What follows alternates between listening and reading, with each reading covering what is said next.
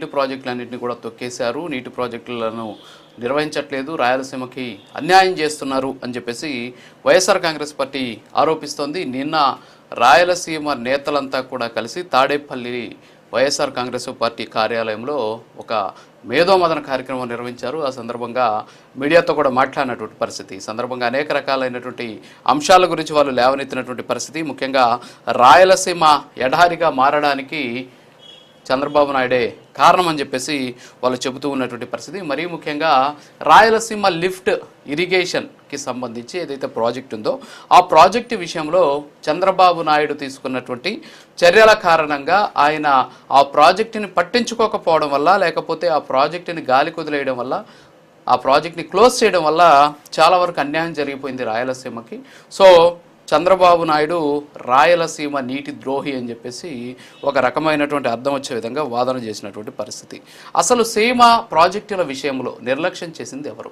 2014 నుంచి 19 కాలంలో ఆంధ్రప్రదేశ్ రాష్ట్ర వ్యాప్తంగా ఉన్నటువంటి సాగునీటి ప్రాజెక్టులకు ఎంతెంత నిధులు కేటాయించారు, ఏ ప్రాజెక్టుకి ఎంత కేటాయించారు, ఎన్ని పనులు పూర్తయ్యాయి, ఎంత శాతం మేర పూర్తయ్యాయి, ఎవరు ప్రీ క్లోజర్ పేరుతోటి ప్రాజెక్టులని ఆపేశారు అనేటటువంటి దాని మీద ప్రస్తుతానికి అందరికీ కూడా ఈ విషయం తెలుసు. ఆ తర్వాత 2019-24 మధ్యకాలంలో జరిగినటువంటి వ్యవహారం కూడా అందరూ కూడా చూసినటువంటి పరిస్థితి. ఆ రెండు టర్ములు కానీ మనం కానీ చూస్తే రాయలసీమకి ఎవరు అన్యాయం చేశారు అనేది మనకు స్పష్టంగా తెలుస్తూ ఉంది. ఎందుకంటే హంద్రీనీవా కావచ్చు, పోలవరం కావచ్చు, గుండ్లకమ్మ ప్రాజెక్టు కావచ్చు, సో ఇలా చూస్తే అనేక రకాలైనటువంటి ప్రాజెక్టుల విషయంలో ఏ పార్టీ అధికారంలో ఉన్నప్పుడు ఎంత అన్యాయం జరిగింది అనేటటువంటి దాని మీద ప్రజలకి ఆల్రెడీ అవగాహన ఉంది. ఎస్పెషల్లీ రాయలసీమ రైతులు చాలా తెలివైనటువంటి వాళ్ళు, సో వాళ్ళకి దీని మీద పూర్తి స్థాయి అవగాహన కూడా ఉంది. సో ఇప్పుడు వచ్చేసి వైఎస్ఆర్ కాంగ్రెస్ పార్టీకి సంబంధించినటువంటి సీమ నేతల పేరుతోటి అసలు రాయలసీమకు అన్యాయం చేసిందే చంద్రబాబు నాయుడు, ప్రాజెక్టులన్నింటినీ కూడా ఆయన పట్టించుకోవడం మానేశాడు. ఎస్పెషల్లీ రాయలసీమ లిఫ్ట్ ఇరిగేషన్ గురించి మాత్రమే వైఎస్ఆర్ కాంగ్రెస్ పార్టీకి సంబంధించినటువంటి నాయకులు మాట్లాడుతూ ఉన్నటువంటి పరిస్థితి.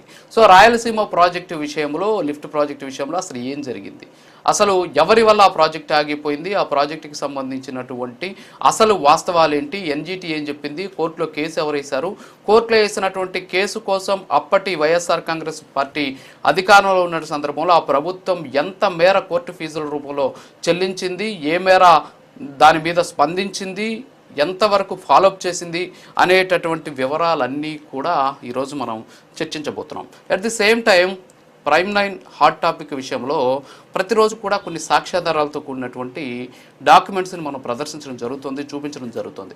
ఈ డాక్యుమెంట్స్ని ఎవరినో టార్గెట్ చేయడం కోసం కాదు, వాస్తవాలు ప్రజలకు తెలియజేయాలి, సాక్ష్యాధారాలతో కూడినటువంటి అంశాలు ప్రజల ముందు ఉంచాలి అనేటటువంటి ఉద్దేశంతోనే మనం ప్రతిరోజు కూడా ఎంతో కొంత వాస్తవాలను సాక్ష్యాధారాలతో సహా నిరూపించేటటువంటి ప్రయత్నం చేస్తూ ఉన్నాం. సో ఇది కొంతమందికి నచ్చట్లేదు. సో నచ్చకపోయినా సరే ప్రజలే తుది నిర్ణేతలు కాబట్టి, ప్రజల కోసం మనం డిబేట్ చేస్తున్నాం కాబట్టి సో ప్రజలు దీన్ని గమనిస్తూనే ఉంటారు. సో ఇవాళ ఈ హాట్ టాపిక్లో ఈ సాగునీటి ప్రాజెక్టులకు సంబంధించినటువంటి వ్యవహారం, రాయలసీమ ద్రోహులు ఎవరు అనేటటువంటి అంశం మీద మనం చర్చించబోతున్నాం. ఈ చర్చలో మనతో పాటు